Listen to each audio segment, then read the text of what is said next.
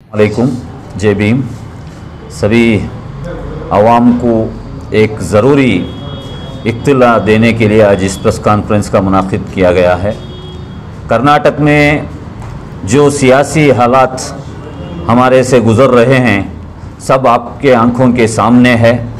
ख़ास करके SC ST minority OBC इन particular Muslim community के जितने भी जो उम्मीदें थे वो सारे उम्मीदों के ऊपर पानी फेरते हुए जो कांग्रेस हुकूमत 6 मंथ्स पार करके 7 मंथ्स को ख़त्म रख चुकी है, एक भी माइनॉरिटी के इश्यूज सॉल्व नहीं हुए। हालांकि हमें बहुत उम्मीदें थे बिफोर जो बीजेपी जो नफरत की सियासत के चलते जो भी anti people, anti minority, anti Dalit policies लेके आई थी, इससे एक छुटकारा मिलेगा।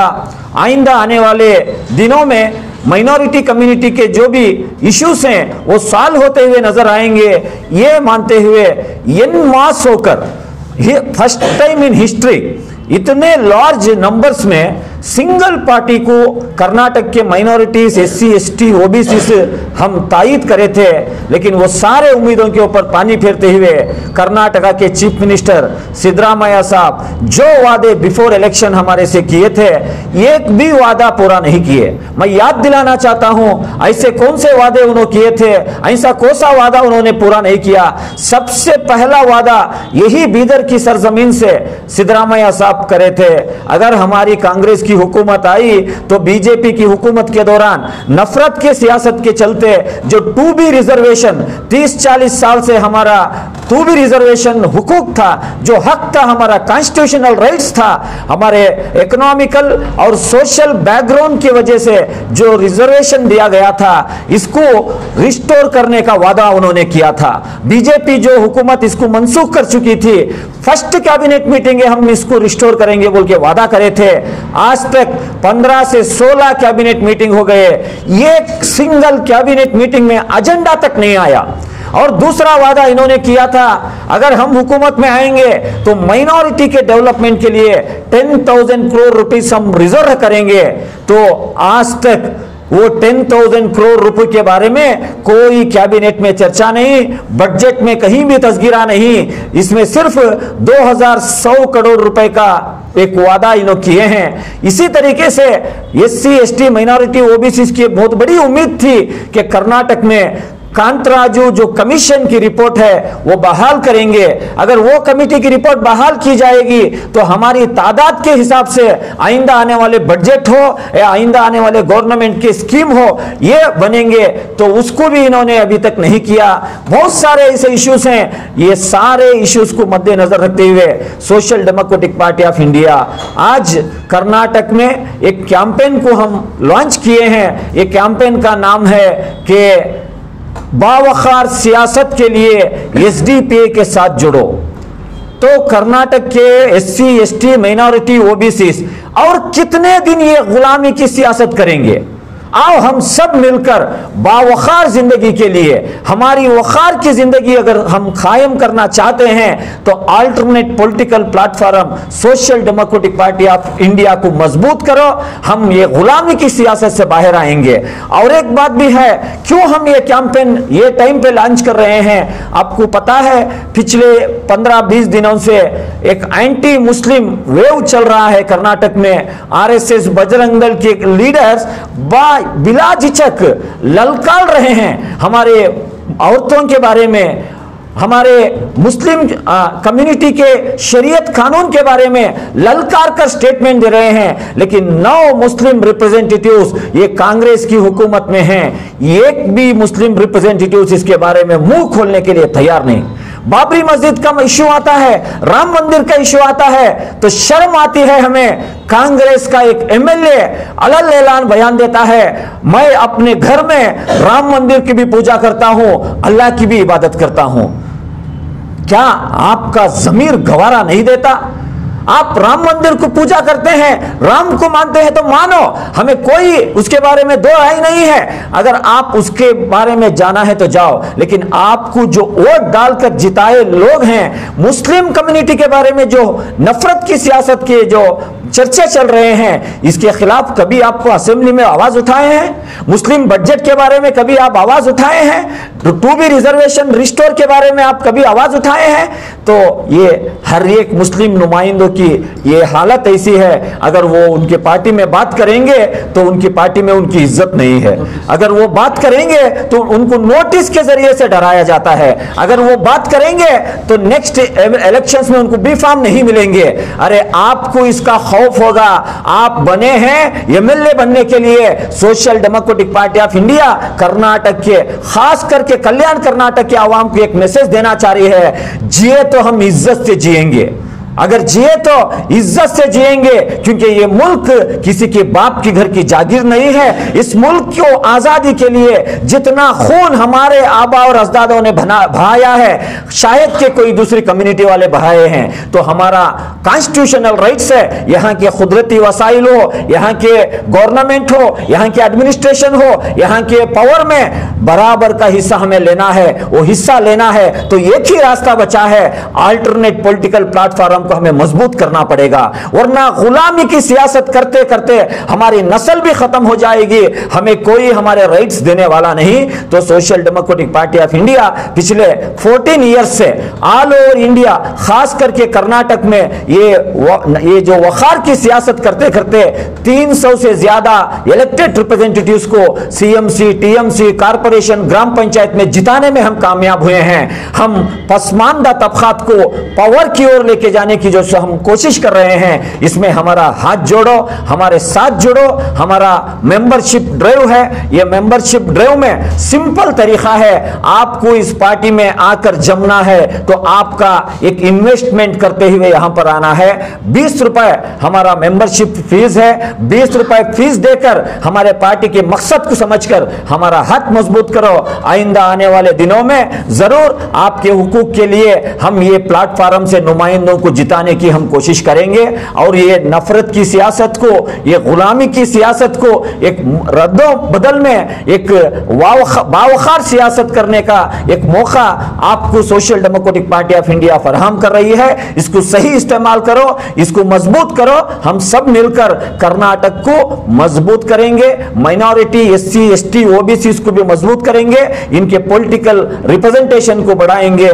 तो ये डिमांड रखते हुए हम ये कैंपेन को छेड़े हैं, ये कैंपेन को शुरू किए हैं। तो मैं गुजारिश करता हूं आप सभी लोग, बच्चे, औरतें, बूढ़े, सभी लोग ये पार्टी के मकसद को समझो। हमारा मकसद है सबको बराबरी मिलना, जो बाबा साहेब अंबेडकर का कॉन्स्टिट्यूशन में बताया गया, जिसकी जितनी संख्या है उसकी उतनी भागीदारी होना है। तो यहां पर एक खास कम्युनिटी को पॉलिटिकली अपलिफ्टमेंट करने से, पॉलिटिकली डेवलपमेंट करने से परहेज कर इनको डिप्रेस करते हुए, इनको नीचे लेवल पर रखते हुए जो सियासत कर रहे हैं, इसके खिलाफ हमें आवाज उठाना पड़ेगा, हमें ऐवानों में जाना पड़ेगा, हमें पॉलिसी मेकिंग बॉडी में जाना पड़ेगा। अगर हम ये कोशिश नहीं करेंगे तो हमारी नस्ल को भी ये गुलामी में ठेल देंगे। तो इससे परहेज कर हम एक हमारी सियासत को मजबूत करेंगे।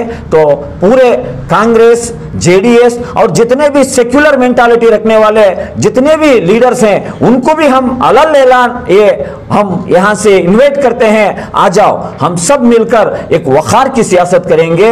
हम एक क्या बोलते हैं, एक alternate political platform social democratic party of India को मजबूत करेंगे। यहां अगर आप आएंगे बिला झिझक आप बात कर सकते हैं। कोई भी अगर कोई किसी के हुकूक को छीना जा रहा है, उसके हक में ठहर कर आप बात कर सकते हैं। आपको यहां नोटिस नहीं दी जाएगी, क्योंकि ये प्लेटफॉर्म बनाई है ये पसमानदा तबकात के उनके हुकूक को लेने के लिए, हुकूक को दिलाने के लिए।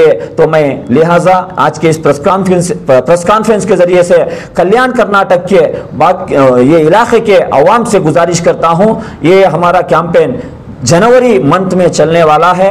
तो आज उसका पोस्टर भी हम रिलीज करने वाले हैं। तो हमारे लीडर से आप राबिता को, हमारे से मुलाकात करो। हमारा एक नया इस बार का एक स्कैनर भी हम लॉन्च कर रहे हैं, उसके जरिए से QR कोड के जरिए से भी अगर आप किसी भी इलाके में कर्नाटक के कोई भी विलेज में क्यों ना हो, वो QR कोड के जरिए से अगर आप स्कैन करके एक मैसेज भेजेंगे, विद इन 24 आवर्स हमारे वॉलंटियर्स, हमारे लीडर्स आपको कांटेक्ट करेंगे तो ये भी एक मौका है, इसको भी आप इस्तेमाल करो। तो मैं गुजारिश करता हूं आज के हमारे इस प्रेस कॉन्फ्रेंस के जरिए से हमारे मेंबरशिप कैंपेन को सक्सेस करो। कांग्रेस के जो कर्नाटका का इलेक्शन हुआ उसमें कांग्रेस ड्यूरिंग कैंपेनिंग के दरमियान ये वायदा रखी थी कि मुस्लिम का रिजर्वेशन वापस लाएंगे बोल, लेकिन अभी तक वो उसके बारे में 2 असेंबली सेशन हो गए, दोनों असेंबली सेशन में मुस्लिम रिजर्वेशन के बारे में बात नहीं की। ये कांग्रेस के पीछे जाएंगे तो हम अपने आप को खुदकुशी करने के मुनाफिक हो जाएगा, क्योंकि ये कांग्रेस थी 1992 में वादा करी थी।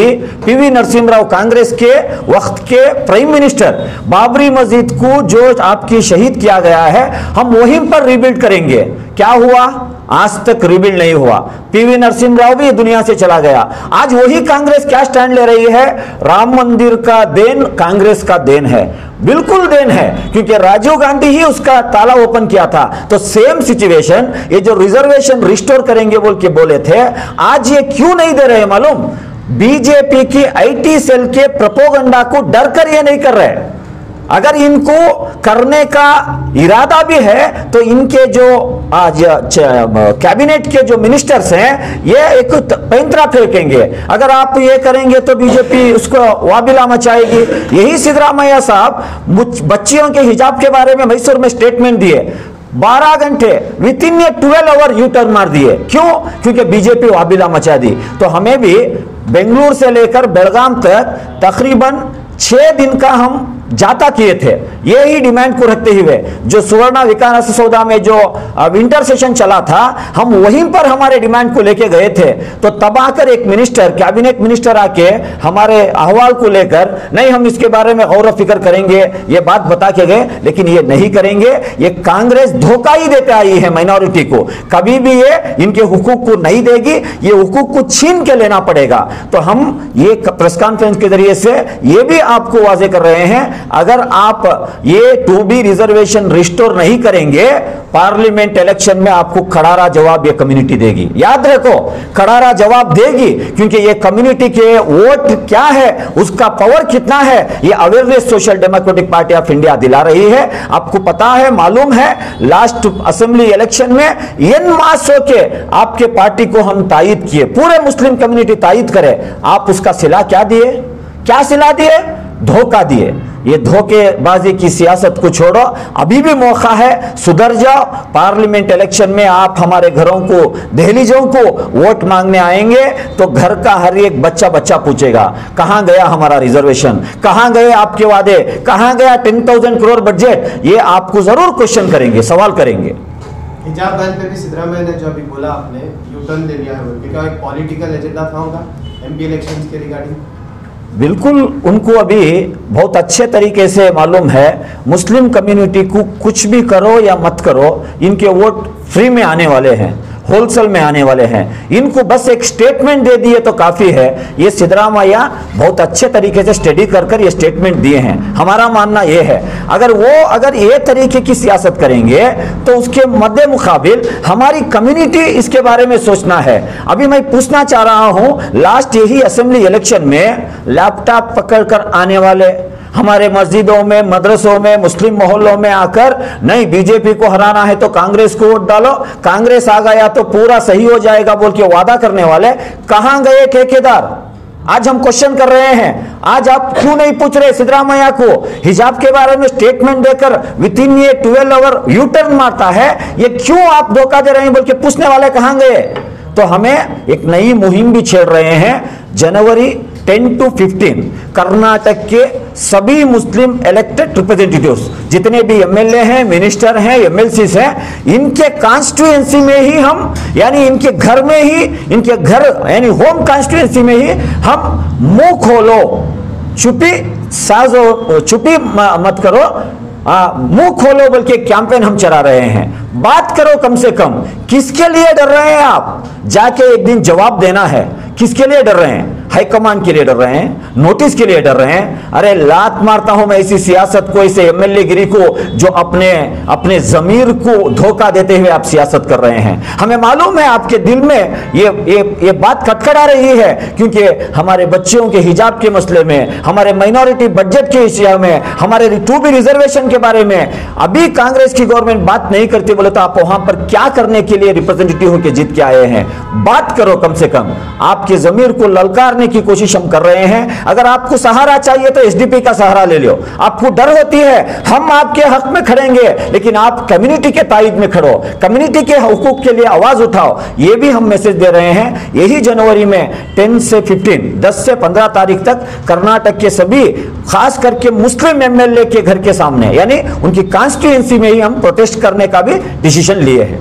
आने वाले इलेक्शन में आप लोगों का क्या रहता है? इंडिया अलायंस के साथ जाएंगे? आने वाले एमपी इलेक्शन के बारे में हमें ऑलरेडी डिस्कशन शुरू किए हैं। हमारा जहां स्ट्रांग होल्ड है वहां पर हमारा वर्क शुरू हो चुका है। और रही बात इंडिया अलायंस की, ये इंडिया अलायंस कितने देर चलेगा, कितने दिन चलेगा, कितनी दूर सफर करेगा, ये तो वक्त की बताना है। क्योंकि अलायंस अगर रहता तो जो लास्ट पांच स्टेटों में इलेक्शन चले वहां पर वो एक लीडरशिप को प्रूव करना था। वहां पर कोई इंडिया अलायंस के पार्टनर एकजुट होकर काम नहीं करे। लेकिन हम उम्मीद करते हैं अगर फिस्टाई बीजेपी जैसी फिस्टाई ताकत को हराना है तो सभी सेक्युलर पार्टीज को एक प्लेटफॉर्म में आना है। इंडिया अलायंस मजबूत होना है तो फैसिज्म को आइडियोलॉजिकली अपोज करने वाली social democratic party of India को शामिल करना था, लेकिन आपने नहीं किया। हमें कोई दो राय नहीं, आप करो या ना करो, हमारा काम हम करते जाएंगे। अगर मौका मिलेगा तो इंडिया अलायंस अगर मजबूत हुआ तो फिस्टाई ताकत को हराने का एक मौका है। अभी भी हम इंडिया अलायंस के लीडर से हम ये गुजारिश करते हैं, आपसी आपके जो डिफरेंसेस है उसको अपने घर में रखो। यहां पर एक कॉज के लिए, ये फैसिज्म को हराना है तो सभी को एकजुट होना पड़ेगा। ये वक्त की जरूरत है। ये वक्त के नजाकत को समझकर अगर आप एक पॉजिटिव स्टेप रखेंगे तो एसडीपी भी उसमें हाथ जोड़ने के लिए तैयार है, वरना हमारा काम तो हम करते ही रहेंगे। ये लड़ाई जो है ये आइडियोलॉजिकल लड़ाई है। ये लड़ाई में हम आपसी हमारे जो डिफरेंसेस है वो ला के डाले तो ये फिस्ताई ताकत को हरा नहीं सकते। हम तो हमारा काम करते आगे जाएंगे। वेट एंड वॉच, सी क्या होने वाला है। से भी एमपी का उम्मीदवार हो सकता है एसडीपी से। कर्नाटक के 28 कॉन्स्टिट्यूएंसी में भी हमारा होमवर्क चल रहा है। अभी हमारा बूथ लेवल का स्ट्रेटेजी हमारी शुरू हो चुकी है। जब इलेक्शन नज़दीक आ जाएंगे तब हम अलग ऐलान प्रेस कॉन्फ्रेंस करके बताएंगे कहां पर हमारे नुमाइंदों को हम फील्ड में उतारने वाले हैं।